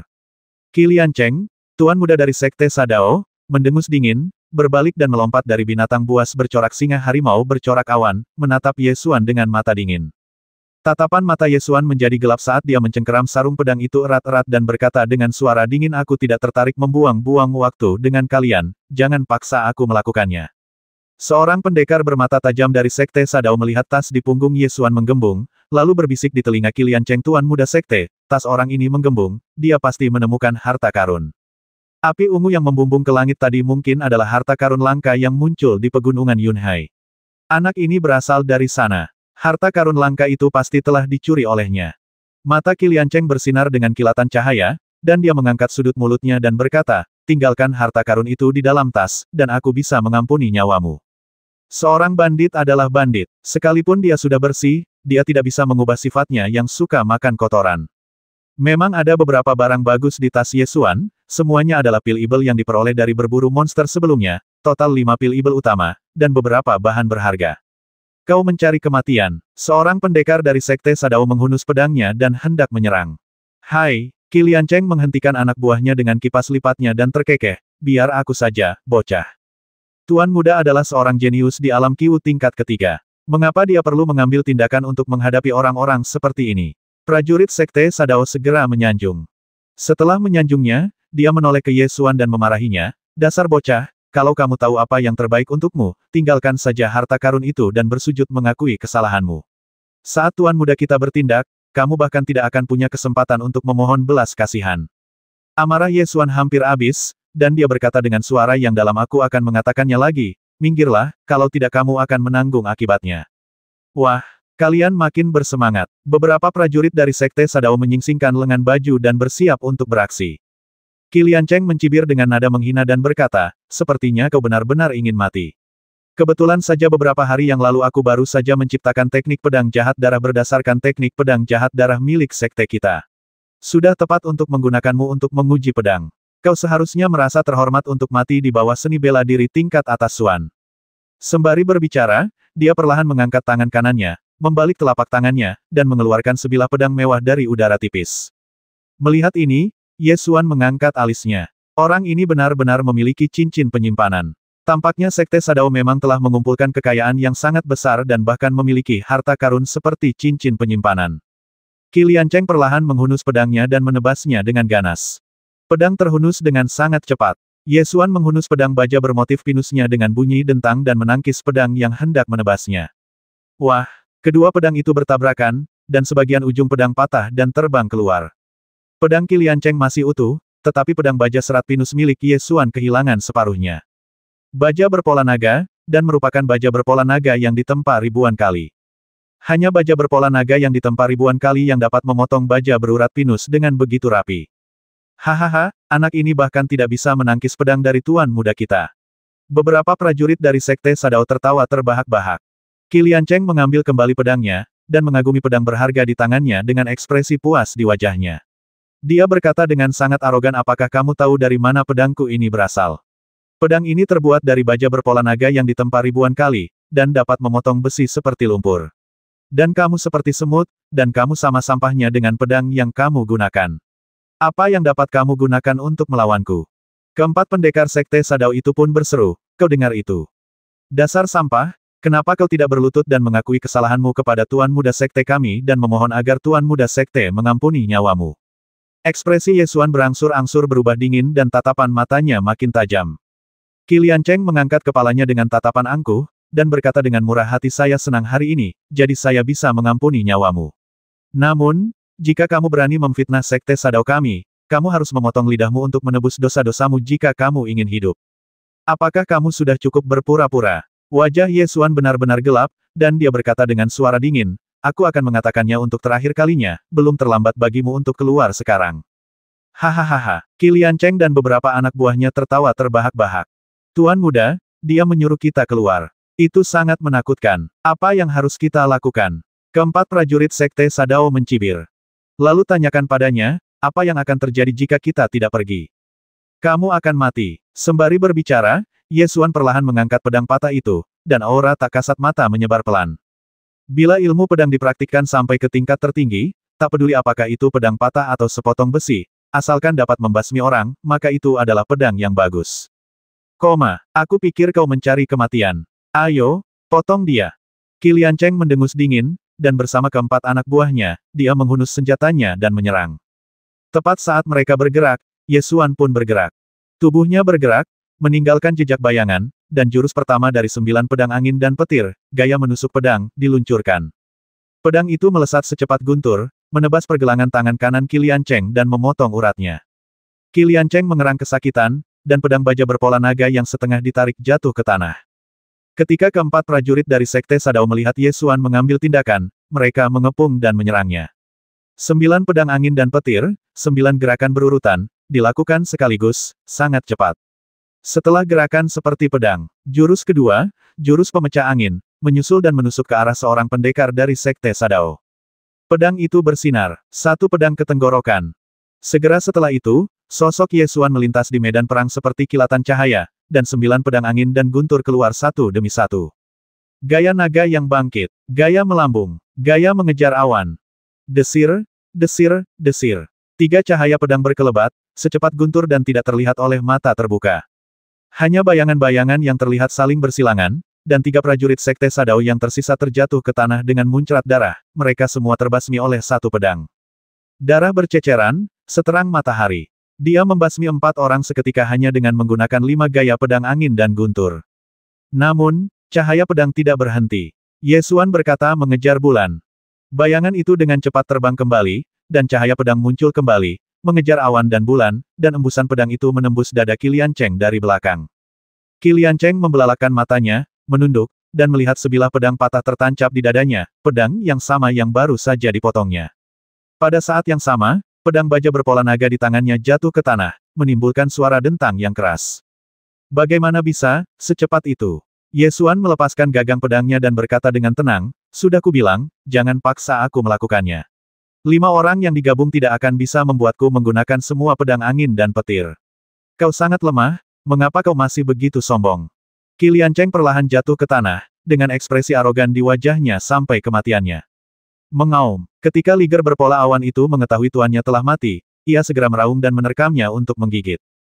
Yesuan meraih pedang baja berpola naga di tanah dan menebasnya ke atas, membelah binatang singa harimau berpola awan itu menjadi 2 bagian. Kemudian dia mengangkat tangannya dan mengerahkan seni jiwa Kaisar 9 Surga, mencengkeram 5 jiwa bela diri dan 1 jiwa binatang ke telapak tangannya, memurnikannya menjadi saripati jiwa bela diri, dan menyatukannya ke dalam tubuh serigala cakar merah. Pola cahaya semangat bela diri serigala cakar merah tumbuh setengahnya. Yesuan menatap pedang yang terbuat dari baja pola naga tempa 1000 di tangannya. Pedang itu baru saja memotong binatang singa harimau pola awan menjadi 2 dengan 1 pedang, yang menunjukkan betapa tajamnya pedang itu. Pedang baja bermotif pinus yang dibelinya seharga 30 tael perak telah rusak, dan pedang baja bermotif naga ini ukurannya pas untuknya. Yesuan mengambil sarungnya, memasukkan kembali pedang baja berpola naga ke dalam sarungnya, lalu membersihkan medan perang dan melepas cincin penyimpanan Qilian Cheng dan membawanya pergi. Setelah mengumpulkan rampasan, Yesuan menggunakan keahliannya untuk bergerak menuju kota Liuyun. Setelah roh bela diri Goshaok berbulu darah ditingkatkan ke tingkat manusia keempat, kecepatan gerak tubuhnya meningkat sebesar 60%. Selain itu, ia dapat terbang di atas puncak pohon, dan kecepatan perjalanannya 2 kali lebih cepat dibandingkan setengah bulan yang lalu. Saat Ye Xuan pergi, bola api ungu tiba-tiba muncul tidak jauh darinya. Ji Ziling berjalan keluar dari kobaran api ungu, dan berjalan setengah lingkaran mengelilingi tubuh beberapa prajurit Sekte Sadao, dengan ekspresi jenaka di wajahnya. Membasmi seseorang dengan satu pedang, sungguh tindakan yang kejam. Siapa yang mengendalikan kesadarannya saat ini? Jika bukan sang guru, mengapa dia memiliki metode yang begitu dahsyat di usia yang masih muda? Zilingji menyilangkan tangan kanannya di depan dada, mencubit dagunya dengan tangan kirinya, dan mulai berpikir. Karena dia tidak dapat mendeteksi situasi di lautan kesadaran Ye Xuan, dia tidak dapat memastikan bagaimana keadaan kesadaran Ye Xuan saat ini. Meskipun jejak jiwa Raja Ibel masih ada di tanah tandus kuno, tidaklah mudah untuk pergi ke sana. Tepat saat Zilingji tengah berpikir keras, terdengar gerakan kecil di kejauhan. Dengan kilatan api ungu, dia menghilang dari tempatnya, seolah-olah dia tidak pernah muncul. Setengah hari kemudian, Ye Xuan berjalan keluar dari pegunungan Yunhai dan tiba di sebuah kota kecil. Kota ini bernama Kota Yunbian. Kota ini merupakan kota terdekat dengan pegunungan Yunhai dan berjarak setengah hari perjalanan dari kota Liuyun. Saat Ye Xuan memasuki kota, hari sudah gelap, jadi dia tinggal di penginapan. Malam, Ye Xuan berbaring di tempat tidur dan mengeluarkan cincin penyimpanan untuk memeriksanya. Cincin penyimpanan ini tidak memaksakan batasan formasi apapun. Setelah menyuntikkan aliran energi sejati ke dalam cincin penyimpanan dan merasakannya dengan pikiran, ia dapat melihat ruang internal cincin penyimpanan tersebut. Bagian dalam cincin penyimpanan adalah ruang dengan panjang dan lebar 10 kaki, dengan beberapa kotak ditempatkan di dalam ruang tersebut. Ye Xuan mengobrak-abrik kotak-kotak itu dan menemukan beberapa ratus tael perak. Ada juga beberapa obat luka emas, pil detoksifikasi, dan beberapa bahan berharga yang diperoleh dari perburuan monster. Ye Xuan mencoba menggunakan cincin penyimpanan beberapa kali, dan setelah memastikan bahwa cincin itu dapat digunakan secara normal, dia memasukkan 5 pil ibel utama dan bahan-bahan berharga di dalam tas ke dalam cincin penyimpanan. Akhirnya, dia melihat pedang baja bermotif naga di tangannya. Pedang ini memang pedang yang sangat berharga, dengan bilahnya yang dilapisi pola naga dari baja tempa dengan gaya yang mencolok. Akan tetapi, sarungnya terlalu mewah dan bertatahkan permata, sehingga terlalu mencolok untuk dipegang. Jadi, Ye Xuan melepas semua permata pada sarungnya, melemparkannya ke dalam cincin penyimpanan, lalu membungkus sarungnya dengan selembar kain agar terlihat lebih sederhana. Di dalam cincin penyimpanan itu juga terdapat kotak giok seukuran telapak tangan dengan ukiran yang sangat indah. Kotak giok ini saja sudah sangat berharga. Orang bisa membayangkan barang-barang di dalamnya pasti sangat berharga. Ye Xuan menggerakkan pikirannya, mengeluarkan kotak giok dan memegangnya di tangannya. Bila Anda membukanya dengan hati-hati, Anda akan melihat cahaya ungu merah samar memancar darinya. Setelah kuperhatikan lebih ama, aku melihat buah berwarna merah tua seukuran kepalan tangan tergeletak di dalam kotak giok, mengeluarkan aroma buah yang samar dan segar. Bodoh amat John, buah zuling. Ye Xuan begitu terkejut sehingga dia langsung menyebut nama benda ini. Buah merah terang ini tercatat dalam Jiushu Ling Chaolu. Buah-buahan spiritual adalah buah-buahan yang relatif istimewa di benua Kyushu. Ramuan dan bunga spiritual biasa mengandung kotoran atau bahkan racun, jadi para alkemis perlu menambahkan obat-obatan spiritual lainnya sesuai dengan khasiat obatnya. Obat-obatan tersebut hanya dapat dikonsumsi setelah dimurnikan menjadi pil. Buah-buah spiritual berbeda. Buah-buah tersebut adalah buah-buah murni yang dipupuk oleh tanaman-tanaman spiritual di surga dan bumi selama puluhan atau bahkan ratusan tahun. Energi spiritual yang terkandung dalam buah-buahan spiritual merupakan jenis yang paling murni dan dapat dimakan langsung tanpa memerlukan bantuan alkemis untuk memurnikannya. Tampaknya ketika Sekte Sadao masih menjadi bandit, mereka mengumpulkan harta yang tak terhitung jumlahnya dan bahkan mampu mendapatkan buah spiritual yang tak ternilai harganya ini. Sekarang buah zuling telah jatuh ke tanganku, tentu saja aku tidak bisa melepaskannya. Ye Xuan mengambil buah zuling, menggosokkannya ke pakaiannya, dan menggigitnya, sari buahnya langsung terciprat kemana-mana, dan aroma buah memenuhi hidungnya. Rasanya manis dan sangat lezat. Setelah memakan buah zuling, jejak energi spiritual murni mulai menyebar di perutnya. Ye Xuan segera berbalik dan duduk, melatih keterampilannya untuk menyerap energi spiritual. Energi spiritual murni dari buah spiritual tidak hanya dapat dipadatkan menjadi ki sejati, tetapi juga menyehatkan otot dan tulang para prajurit. Ye Xuan mula-mula mengarahkan energi spiritual murni dari buah spiritual, mengisinya ke dalam anggota tubuh dan tulangnya, menutrisi urat, tulang dan selaputnya, sebelum akhirnya mengumpulkannya ke dalam dantiannya dan memadatkannya menjadi ki sejati. Lebih dari 10 hari yang lalu, setelah meminum 3 pil kondensasi Qi, kultivasinya telah meningkat ke puncak alam Qi Wu tingkat ketiga. Sekarang dia memakan buah spiritual dan berlatih, berhasil memadatkan Qi sejati tingkat keempat, menerobos penghalang alam dalam satu gerakan. Tingkat kultivasinya menembus ke alam Qi Wu tingkat keempat. Siklon tingkat keempat di dantian berputar dengan kecepatan tinggi, menyebabkan udara di luar tubuh berputar, membentuk pusaran angin yang bertiup maju mundur di dalam ruangan. Tiba-tiba terdengarlah guntur dan kilat membelah langit malam. Gerimis mulai turun dari langit. Ke sebuah tempat terbuka di hutan yang jaraknya lebih dari 100 mil dari kota Yunbian, sekelompok orang bergegas ke sini di tengah hujan. Pria parubaya yang memimpin jalan melihat 5 mayat tergeletak di tanah dan segera bergegas mengambil mayat pemuda berpakaian mewah itu, sambil berteriak ke langit Lian Cheng, Lian Cheng. Siapa yang membasmi anakku? Di malam yang sunyi, hanya suara guntur dan hujan yang terdengar. Qi Batian, pemimpin sekte Sadao, berbalik dan berteriak kepada seorang pria berjas hujan jerami, Kapten Leng, Anda harus menemukan pembasminya dan membalaskan dendam anakku. Pria berjas hujan jerami yang dikenal sebagai Leng Senbo berdiri di tengah hujan, dengan tetesan air hujan mengalir ke bawah topinya. Dia berkata dengan suara berat, jika kau ingin menemukan pembasminya, menjauhlah dariku. Hujan turun dan kau telah merusak jejak kaki itu. Bahkan para dewa pun tidak akan dapat menemukan petunjuk apapun. Keluar, kalian semua, keluar. Qi Batian berteriak keras untuk mengusir orang-orang dari Sekte Sadao. Semua orang dari Sekte Sadao segera mundur. Leng Wuking menggunakan keahliannya menginjak salju tanpa meninggalkan jejak untuk berjalan ke mayat dan mengukur jejak kaki di tanah dengan jari-jarinya. Karena baru saja turun hujan dan gerimis, jejak kaki di tanah masih belum terlihat jelas. Kalau sudah lewat 1/4 atau 2 jam lagi, pasti sulit dikenali. Setelah Leng Wuking mengukur jejak kaki itu, dia mengulurkan tangannya dan mengucapkan satu kata payung. Seorang pria dari Sekte Sadao dengan cepat membuka payung dan berlari mendekat. Qi Batian menendang bawahannya, merampas payung, dan menggunakan keahliannya untuk diam-diam memegangkannya di atas kepala Leng Wuking. Leng Wuking mengeluarkan pena dan kertas dan mulai menggambar gambaran kejadian, mencatat jejak kaki dan tempat-tempat di mana pedang telah menusuk tubuh. Seluruh proses berlangsung selama 2/4 jam sebelum Leng Wuking menyingkirkan kertas dan pena, berbalik dan berjalan kembali ke kereta. Qi Batian juga buru-buru menyusul kereta dan bertanya, Saudara Leng, bagaimana keadaannya? Apakah Anda tahu siapa pembasminya? Saya sarankan kamu untuk tidak menyelidikinya. Kamu tidak boleh menyinggung perasaan orang ini, kata Leng Wuking tanpa ekspresi. Mengapa? Qi Batian bertanya cepat. Karena ilmu pedang orang ini sangat cepat, kata Leng Wuking tanpa ekspresi.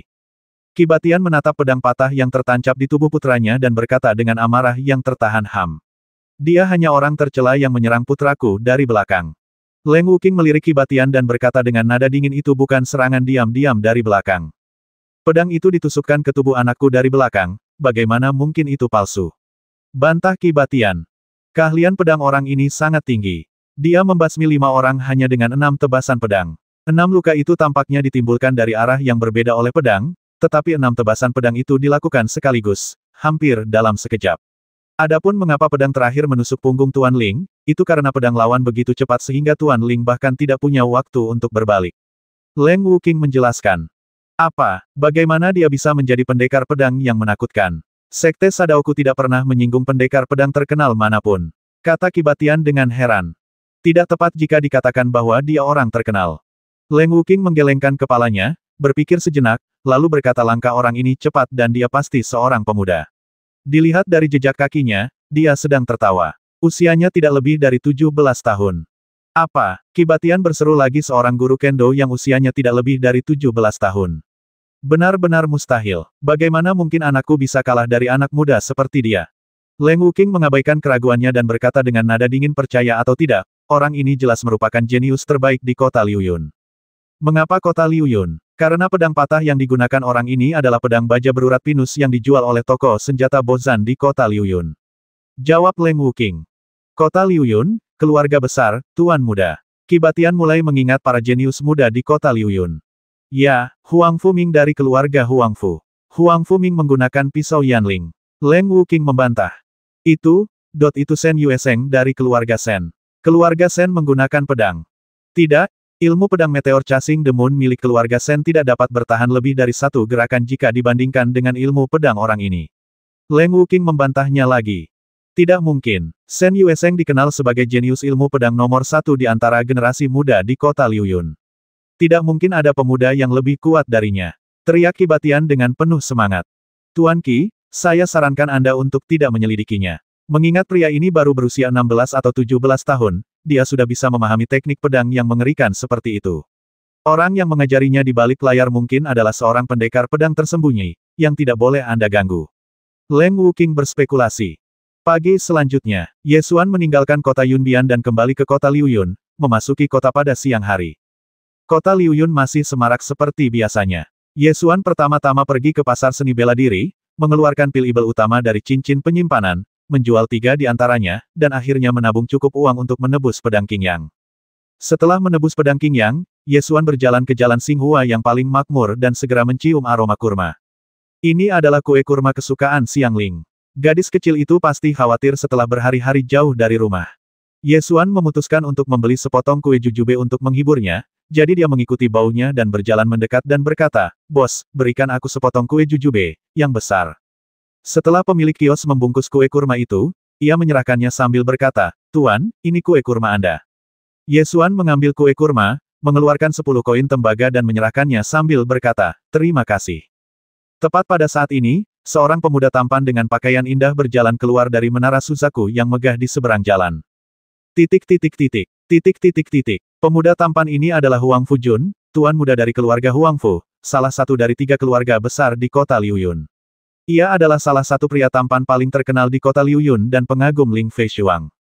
Beberapa hari yang lalu, dia mendengar bahwa Ling Feishuang telah memutuskan pertunangannya dengan keluarga Ye, dan segera berlari mencari Ling Feishuang untuk mengungkapkan kekagumannya, tetapi dia bahkan tidak melihatnya. Huang Fujun diabaikan. Ketika dia melihat Ye Xuan, dia langsung marah dan mengutuk, "Kamu pikir kamu siapa? Beraninya kamu mempermalukan Fei Xuang. Percaya atau tidak, aku akan menghancurkanmu."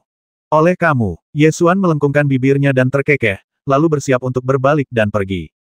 Huang Fujun adalah seorang playboy terkenal yang tidak berguna di kota Liuyun. Bahkan dengan sejumlah besar sumber daya kultivasi yang dikumpulkan oleh keluarga Huang Fu, dia tidak dapat mengumpulkan banyak kultivasi. Ye Xuan benar-benar tidak tertarik untuk memperhatikan orang seperti ini.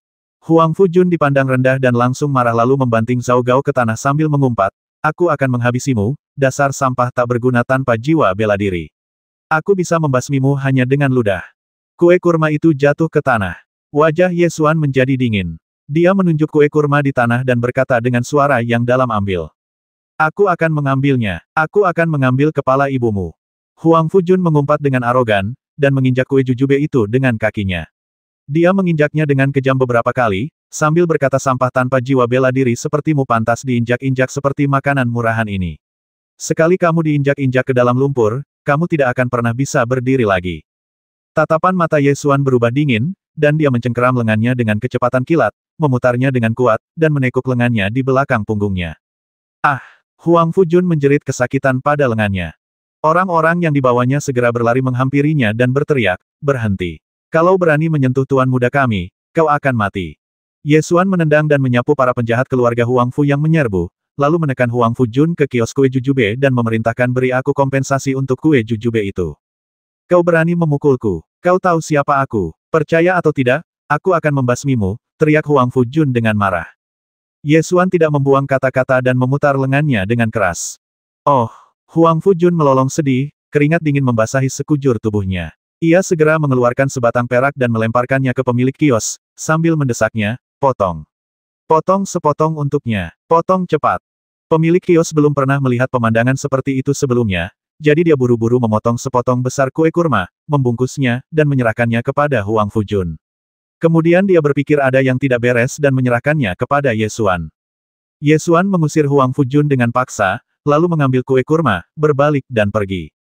Para penjahat keluarga Huang Fu dengan cepat menangkap Huang Fujun. Huang Fujun sangat marah. Dengan suara berdenting, dia mengeluarkan pisau bulu angsanya dan melompat ke arah Ye Xuan. Dia menebas pisau bulu angsa itu dengan keras dan meraung, "Dasar orang menyebalkan tak berguna, mati saja." Tatapan mata Ye Xuan terpaku, bahkan tanpa menoleh, dia hanya menoleh ke samping dan menendangnya ke samping, mengenai dadanya dengan suara bang dan membuatnya terpental. Huang Fujun berguling dan jatuh dari ketinggian 7 atau 8 kaki, lalu jatuh terduduk dengan keras, mematahkan 3 tulang rusuknya. Ia memuntahkan darah, matanya terbelalak, dan pingsan. Para penjahat keluarga Huang Fu membantu Huang Fujun dengan panik. Mereka tidak berani memprovokasi Ye Xuan lagi dan melarikan diri dengan Huang Fu Jun di tangan mereka. Malam, ketika Ye Xuan kembali ke halamannya, aroma bubur nasi tercium dari dapur. Xiang Ling duduk di depan tungku sambil memegang dagunya, dengan linglung. Setelah beberapa saat, dia menambahkan sepotong kayu bakar ke dalam tungku. Ye Xuan berjalan masuk dengan tenang, menyerahkan kue kurma kepada gadis kecil itu, dan berkata dengan gembira, lihat apa ini. Xiang Ling menoleh ke belakang, tertegun sejenak, lalu dia membuka mulut dan air matanya pun jatuh. Mengapa kamu menangis? Ye Xuan bertanya dengan tergesa-gesa. Kakak nakal, kakak Bao, kukira kau tidak akan kembali. Gadis kecil itu menangis dan memukul dada Ye Xuan. Ye Xuan segera memeluknya, membuka bungkus kertas kue kurma, dan membujuknya. Oke, jangan menangis, lihat apa ini. Setelah membujuknya cukup lama, gadis kecil itu berhenti menangis. Dia bersandar di lengan Ye Xuan, memakan kue kurma, dan sesekali menyuapi Ye Xuan. Tak lama kemudian, Xiang Ling menghabiskan sebagian besar kue kurma itu. Ia tidak sanggup menghabiskan sisanya, jadi ia membungkusnya dengan hati-hati menggunakan kertas. Kenapa kamu tidak makan lagi? Ye Xuan sangat senang melihatnya makan. Ketika dia melihat bahwa dia tidak makan lagi, dia bertanya dengan rasa ingin tahu. Xiang Ling mengerutkan bibirnya dan berkata, simpan saja untuk besok. Ye Xuan menyentuh kepalanya dan berkata, makanlah. Kita akan punya cukup uang di masa depan, jadi belilah sebanyak yang kamu mau. Benarkah? Tanya Xiang Ling. Tentu saja itu nyata. Ye Xuan membalik telapak tangannya dan mengeluarkan kantong uang yang menggembung dari cincin penyimpanan, meletakkannya di tangan gadis kecil itu, lalu berkata, buka dan lihatlah. Xiang Ling membuka dompet itu dan melihatnya. Matanya langsung berbinar dan dia berkata dengan gembira, begitu banyak perak. Kakak, bagaimana kamu bisa mendapatkan begitu banyak perak? Saya menggali obat spiritual yang sangat berharga dan menjualnya ke paviliun obat spiritual untuk menghasilkan uang. Memburu monster adalah hal yang berbahaya. Ye Xuan tidak ingin membuat Xiang Ling khawatir, jadi dia tidak mengatakan apapun. Xiang Ling memegang kantong uang itu dan berkata dengan gembira, uang sebanyak ini cukup untuk kita belanjakan selama beberapa tahun.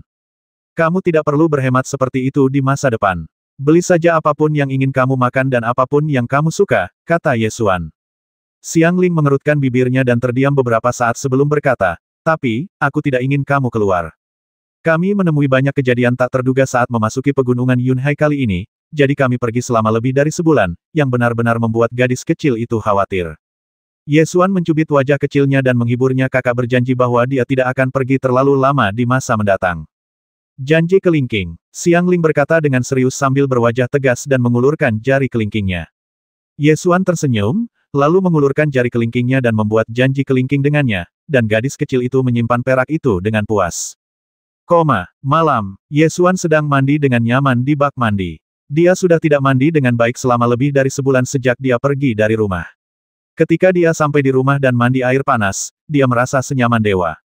Xiang Ling datang membawa ember dan menuangkan air panas ke dalam bak mandi. Setelah menuangkan air panas, ia mengulurkan tangan untuk mengukur suhu air, lalu berbalik dan keluar untuk mengambil air panas lagi. Tidak perlu menambahkan air panas. Ye Xuan berkata keras-keras, takut dia akan lelah. Airnya tidak cukup panas. Nanti dingin lagi, kata Xiang Ling sambil berjalan keluar. Aku tidak akan mencucinya jika dingin. Ye Xuan berkata sambil meregangkan tubuhnya. Tepat pada saat ini, serangkaian langkah kaki tergesa-gesa terdengar, dan 3 orang bergegas memasuki halaman. Xiang Ling segera menutup pintu dan berteriak, kakak sedang mandi, jangan masuk. Ketiga orang yang menerobos masuk ke halaman berteriak dengan marah. Ye Xuan, kamu ingin bersembunyi setelah mendapat masalah, keluar dari sini. Ye Xuan mengenakan pakaian bersih, berjalan keluar dan bertanya, ada apa? Tetua Agung meminta kalian untuk pergi ke ruang pertemuan. Jangan coba-coba melibatkan kami dengan masalah yang kalian sebabkan. Kata ketiganya. Ye Xuan mungkin bisa menebak apa yang terjadi, jadi dia menghibur Xiang Ling dengan beberapa patah kata dan kemudian mengikuti mereka bertiga ke ruang pertemuan keluarga. Begitu saya tiba di luar aula konferensi, saya melihat 2 tim prajurit berdiri di kedua sisi pintu. Salah satu tim adalah pejuang keluarga Ye, tetapi yang lainnya bukan. Ketika saya memasuki ruang pertemuan, saya melihat beberapa tetua keluarga Ye dan kelompok lain duduk di kedua sisi, saling berhadapan. Jika diamati lebih dekat, ternyata kelompok orang ini tidak lain adalah keluarga Huang Fu, salah satu dari 3 keluarga besar di kota Liuyun. Pemimpin kelompok itu adalah kepala keluarga Huang Fu saat ini, Huang Fu Dengwei, dan di belakangnya ada para tetua keluarga Huang Fu lainnya. Melihat Ye Xuan masuk, Ye Qingchang berkata, Ye Xuan ada di sini, kalian kenali dia. Huangfu Dengwei melambaikan tangannya, dan tiba-tiba seorang preman dari keluarga Huangfu berdiri dari barisan belakang. Dia menoleh sekilas, menunjuk ke arah Ye Xuan, dan berteriak, itu dia. Dialah yang melukai tuan muda ketiga. Wah, Huangfu Dengwei menghancurkan meja kopi dengan telapak tangannya dan berdiri, sambil berkata dengan marah, kamu berani menyakiti putraku Huangfu Dengwei, apakah kamu tahu cara menulis kematian? Saat Huangfu Dengwei berbicara, dia melangkah maju ke arah Ye Xuan dan mengangkat telapak tangannya untuk menghancurkan mahkota Ye Xuan dengan satu pukulan. Dalam sekejap, Ye Qingyang melangkah di depan Ye Xuan dan berkata dengan nada santai, hal-hal belum diketahui, mengapa Patriark Huangfu begitu cemas. Semua tetua keluarga Ye duduk dengan tenang di kursi masing-masing, kecuali tetua kedua Ye Qingyang, yang biasanya tidak mengurusi hal-hal, yang berdiri dan berbicara mewakili Ye Xuan. Melihat situasi ini, Ye Xuan secara kasar telah menebak bagaimana situasi saat ini. Keluarga Huangfu adalah salah satu dari 3 keluarga seni bela diri utama di kota Liuyun, dan kekuatannya jauh lebih kuat dari keluarga Ye. Namun, tidak peduli seberapa kuat keluarga Huangfu, jika mereka benar-benar harus bertarung sampai mati, keluarga Huangfu tidak akan merasa baik. Jika keluarga Ye tangguh, mereka sebenarnya dapat berdialog setara dengan keluarga Huangfu. Namun, para tetua keluarga Ye yang hadir tidak mengatakan sepatah kata pun, dan jelas bahwa mereka tidak ingin membuat musuh dengan keluarga Huangfu karena Ye Xuan. Tetua kedua Ye Qingyang berdiri saat ini. Sebagai tetua agung, Ye Qingchang tentu saja tidak bisa berkata apa-apa. Ia mengangkat tangannya dan berkata, Saudara Huangfu, silakan duduk dulu. Mari kita tanyakan dulu. Jika memang benar ada orang dari keluarga Ye yang melakukan kesalahan, saya pasti akan memberikan penjelasan kepada Saudara Huangfu. Mendengus. Huangfu Dengwei mendengus dingin, berjalan kembali ke tempat duduknya dan duduk, memerintahkannya untuk menerimanya. Katakan padaku apa yang terjadi. Para penjahat dari keluarga Huangfu langsung menunjuk ke arah Ye Xuan dan menuduhnya, itu dia. Dia melihat tuan muda kita dan nona tertua dari keluarga Ling dekat, jadi dia cemburu dan memukul tuan muda kita. Kentut, Ye Xuan awalnya ingin mendengar apa yang dikatakan keluarga Huangfu, tetapi setelah mendengar setengahnya, dia langsung berteriak dengan marah, kupikir 3 keluarga seni bela diri di kota Liuyun begitu kuat. Jika keluarga Huangfu menggunakan kekuatan mereka untuk menekan orang lain, mereka akan dianggap cukup kuat dan sombong. Tetapi menggunakan metode tercela seperti itu untuk membingungkan yang benar dan yang salah benar-benar kelas rendah. Nak, kau cari mati saja, teriak Huangfu Dengwei dengan marah dan berdiri. Ye Xuan mengerutkan bibirnya dan mencibir, ada begitu banyak orang di jalan saat itu. Tanyakan saja kepada siapa saja dan Anda akan tahu siapa yang memulainya. Kau ingin seorang saksi, kan? Aku akan memberimu seorang saksi. Huangfu Dengwei melambaikan tangan ke pintu dan memerintahkan, bawa orang-orang masuk. Tiba-tiba terdengar teriakan dari luar. Masuk. Diiringi teriakan, seorang lelaki tua berusia 50-an atau 60-an didorong masuk ke ruang pertemuan. Tak lain adalah Pak Tua Liu yang berjualan kue kurma. Lelaki tua Liu terhuyung-huyung memasuki ruang konferensi, punggung dan tubuhnya dipenuhi bekas cambukan. Pakaian linen yang dikenakannya, yang telah dicuci sedemikian rupa hingga hampir memutih, robek berkeping-keping, dan luka-luka berdarah saling bersilangan, yang merupakan pemandangan yang mengejutkan. Pak Tua Liu tidak berani menatap siapapun, dan menundukkan kepalanya dengan gemetar, tolong ampuni nyawa saya, tuanku. Saya hanya menjalankan bisnis kecil untuk menghidupi keluarga saya. Tolong ampuni nyawa saya. Seorang penjahat dari keluarga Huangfu mengangkat cambuknya dan mencambukkannya ke Pak Tua Liu dengan suara krek sambil berteriak, katakan padaku. Bagaimana sampah dari keluarga Ye bisa melukai tuan muda ketiga kita? Pak Tua Liu mengangkat kepalanya dengan gemetar, menatap Ye Xuan, lalu bersujud dan memohon, saya hanya menjalankan bisnis kecil untuk menghidupi keluarga saya. Tolong ampuni keluarga saya, tolong, tolong. Penjahat keluarga Huangfu mengangkat cambuknya lagi dan mencambuknya dengan keras. Wah, orang tua Liu menjerit, tidak berani mengeluh sama sekali, dan terus bersujud dan memohon belas kasihan. Dunia ini sangat kejam, yang kuat dihormati. Di hadapan keluarga-keluarga berkuasa, rakyat biasa hanyalah ikan yang dapat dibantai sesuka hati. Ye Xuan tidak tahan lagi, ekspresinya berubah dingin, dan dia berkata dengan suara yang dalam, baiklah, singkirkan cara-cara tercelamu ini. Kamu hanya ingin memaksaku untuk menyerah, untuk apa repot-repot? Akulah yang memukulnya, aku mengakuinya. Aku terlalu malas untuk berdebat tentang siapa yang benar atau salah. Berikan saja solusinya. Bagaimana cara menyelesaikannya? Jika kamu berani menyakiti putraku, Huangfu Dengwei, kamu akan mati. Titik. Huangfu Deng berteriak dengan ganas, melangkah maju, dan aura yang kuat menyapu dirinya. Ye Xuan menahan napas, memusatkan pikirannya, mengedarkan energi sejatinya, dan menahan momentumnya. Dia berkata dengan suara yang dalam, kau menginginkan hidupku. Jika kau punya nyali, datanglah ke tahap hidup dan mati dan ambillah. Arena hidup dan mati adalah tempat para prajurit menyelesaikan perselisihan. Menurut aturan bela diri benua Kyushu, bila sulit menentukan siapa yang benar atau salah dalam suatu dendam, masalah tersebut akan diselesaikan di panggung hidup dan mati. Beraninya kau naik ke panggung hidup dan mati. Kalau begitu aku, Huang Fu Dengwei, akan mengambil nyawamu. Huang Fu Dengwei tidak menyangka Ye Xuan akan menjadi orang pertama yang mengusulkan untuk naik ke panggung hidup dan mati untuk menyelesaikan masalah ini. Tatapan membasmi langsung melintas di matanya, dan momentum yang kuat muncul lagi. Ye Qingyang melambaikan tangannya untuk menghalangi momentum Huang Fu Dengwei, dan berkata dengan tenang, apakah kepala keluarga Huang Fu ingin naik ke panggung hidup dan mati secara langsung? Kalau begitu, Ye akan menemanimu beberapa gerakan. Menurut aturan bela diri benua Kyushu, orang yang maju ke tahap hidup dan mati belum tentu menjadi pelaku kejahatan. Misalnya, Huang Fu Jun telah terluka parah dan mustahil baginya untuk naik ke panggung hidup dan mati secara langsung. Keluarga Huang Fu dapat mengirim orang lain untuk bertarung di panggung hidup dan mati. Mengenai siapa yang akan dikirim, ini juga memerlukan beberapa pertimbangan. Secara umum, kedua pihak pada tahap hidup dan mati harus berasal dari generasi yang sama. Huang Fu Dengwei dan Ye Xuan jelas bukan dari generasi yang sama. Oleh karena itu, ketika Huang Fu Dengwei ingin mengambil tindakan sendiri, Ye Qingyang segera angkat bicara untuk melawan. Namun, tujuan Huang Fu Dengwei adalah untuk berurusan dengan Ye Xuan dan membalaskan dendam putranya, dan dia tidak ingin bertarung dengan Ye Qingyang. Oleh karena itu, Huang Fu Dengwei menyipitkan matanya sedikit dan tidak segera berbicara. Pada saat ini, seorang pria berdiri di belakang Huang Fu Dengwei dan berkata dengan percaya diri, ayah, biarkan aku bertarung dalam pertempuran ini demi Jundi. Orang ini tidak lain adalah Huang Fu Ming, seorang prajurit berbakat di antara generasi muda keluarga Huang Fu. Huang Fu Ming berbeda dengan Huang Fu Jun. Dia bukan seorang playboy, tetapi salah satu dari 4 jenius muda di kota Liuyun.